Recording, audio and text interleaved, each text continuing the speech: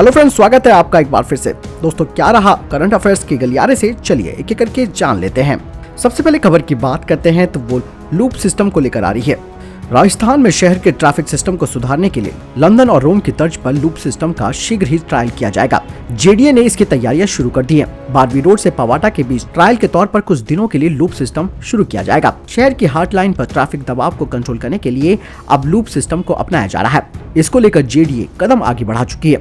सारे विभागों के साथ चर्चा की जा रही है और हार्ट लाइन पर फिजिबिलिटी परखी जा रही है ताकि इसे लागू किया जा सके। जेडीए ट्रायल पर लूप सिस्टम को परखेगा। उसके बाद लूप सिस्टम के साथ शहर के हार्ट लाइन जालोरी गेट से सोजाती गेट पवाटा तक हेरिटेज को बरकरार रखते हुए सौंदर्यीकरण का प्लान तैयार करेगा। इसमें पार्किंग, फुटपाथ, पाथवे आदि बनाए जाएंगे। अगली अपडेट की बात करते हैं तो वो आ रही है इंटेल नेटवर्क को लेकर। आतंकवाद और उग्रवाद से संबंधित मजबूत और त्वरित खुफिया जानकारी के लिए केंद्र सरकार देश भर में 451 नए स्थानों पर अपने समर्पित और सुरक्षित इलेक्ट्रॉनिक नेटवर्क टीएमएस और एनएमबी का विस्तार कर रही है। ये भारत सरकार के तीसरे चरण के इंटेलिजेंस गैदरिंग ऑपरेशन का एक हिस्सा है जो 2020 में शुरू हुआ था और इस साल के अंत या फिर 2022 के मध्य तक अपने लक्ष्य को हासिल करने की उम्मीद है। राज्य पुलिस प्रमुखों के परामर्श के चयनित 475 जिलों में नेटवर्क बढ़ाया जा रहा है। 475 चिन्हित स्थानों में से 451 स्थानों को कनेक्टिविटी प्रदान करने के लिए मुफीद पाया गया है, जिसमें 174 जिले पहले ही जोड़े जा चुके हैं। रिपोर्ट के अनुसार कुछ अन्य राज्यों, आईबी और अन्य एजेंसियों के द्वारा डेटाबेस पर बड़ी मात्रा में डेटा पहले से ही अपलोड किया जा चुका है। सड़क हादसा होते ही तुरंत घायलों को इलाज मिलेगा। इसके लिए सड़क परिवहन और राजमार्ग मंत्रालय एक अहम योजना पर काम कर रहा है। हाईवे के लिए एक ऐसी तकनीकी व्यवस्था तैयार की जा रही है जिससे राष्ट्रीय राजमार्गों पर सड़क हादसे होते ही तुरंत एम्बुलेंस और पुलिस को खबर पहुंच जाएगी और मौके पर जीपीएस सिस्टम से लैस एम्बुलेंस भी पहुंच जाएगी। इसी तरह सड़क हादसों को रोकने की दिशा में मंत्रालय कई नई परियोजनाओं पर कार्य कर रहा है। देश भर के आईआईटी, एनआईटी जैसे इंजीनियरिंग संस्थानों के साथ मिलकर सड़क हादसों को रोकने की कार्य योजना पर कार्य चल रहा है।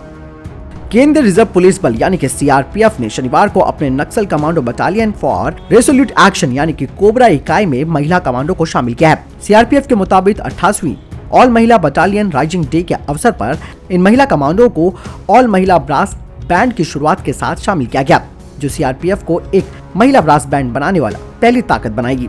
6 महिला बटालियन की 34 महिला कर्मियों को 3 महीने के लिए कोबरा प्री इंडक्शन ट्रेनिंग से गुजरना होगा और फिर इन्हें नक्सल प्रभावित क्षेत्रों में भेज दिया जाएगा। सीआरपीएफ की 28वीं महिला बटालियन को दुनिया की पहली ऑल महिला बटालियन होने का गौरव प्राप्त है।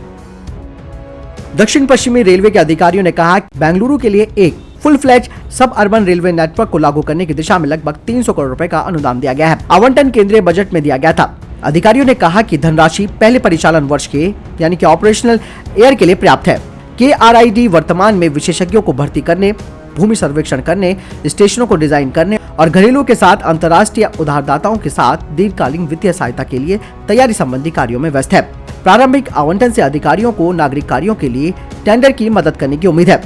हालांकि अभी ये बात क्लियर नहीं है कि 4 कॉरिडोर में से पहले कौन सा लिया जाएगा। अधिकारियों का कहना है कि सभी 4 लाइनों को एक ही प्राथमिकता दी जाएगी। नागरिक उड्डयन मंत्रालय ने कहा कि जोरहाट, लीलाबारी, तेजपुर और रूपासी में हवाई अड्डे होंगे। नौगांव, मीसा और गेलकी में हेलीपोर्ट्स का निर्माण किया जाएगा और पानी के एरोड्रोम गुवाहाटी रिवर फ्रंट और उमरंगो जलाशय में बनाए जाएंगे। असम को मिल चुका है अपना पहला हेलीपोर्ट। माजुली जिले के असम के पहले हेलीपोर्ट में 3 हेलीकॉप्टरों की एक साथ लैंडिंग की क्षमता होगी। केरल सरकार ने तिरुवनंतपुरम शहर के उपनगरों में एक टेक्नोलॉजी पार्क में 1500 करोड़ रुपए तक के निवेश करने के लिए टाटा कंसल्टेंसी सर्विस के एक प्रस्ताव को मंजूरी दे दी है।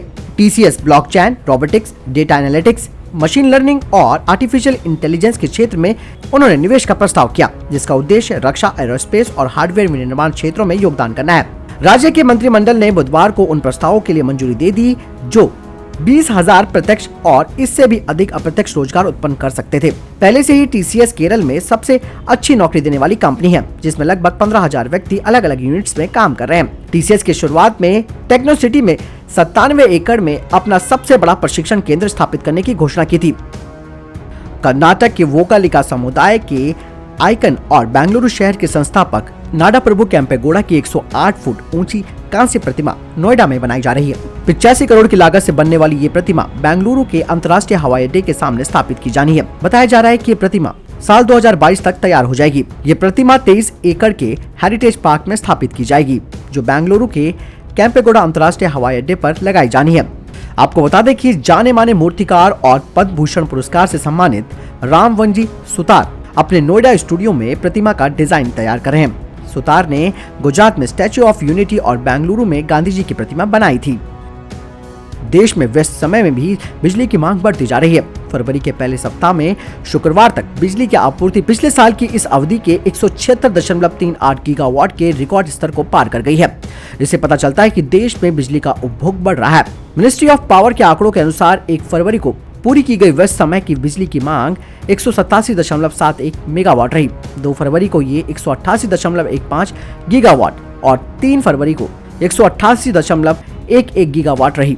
आपको बता दें कि पिछले महीने बिजली मंत्री आर.के. सिंह ने कहा था कि बिजली की मांग जल्द ही 200 गीगावाट के आंकड़े तक पहुंच जाएगी। तो दोस्तों, ये थे अभी तक के करंट अफेयर्स। अगर आपको वीडियो अच्छा लगा तो वीडियो को लाइक, शेयर और कमेंट करना ना भूलें। साथ ही इस चैनल को सब्सक्राइब करना ना भूलिएगा। नमस्कार, जय हिंद।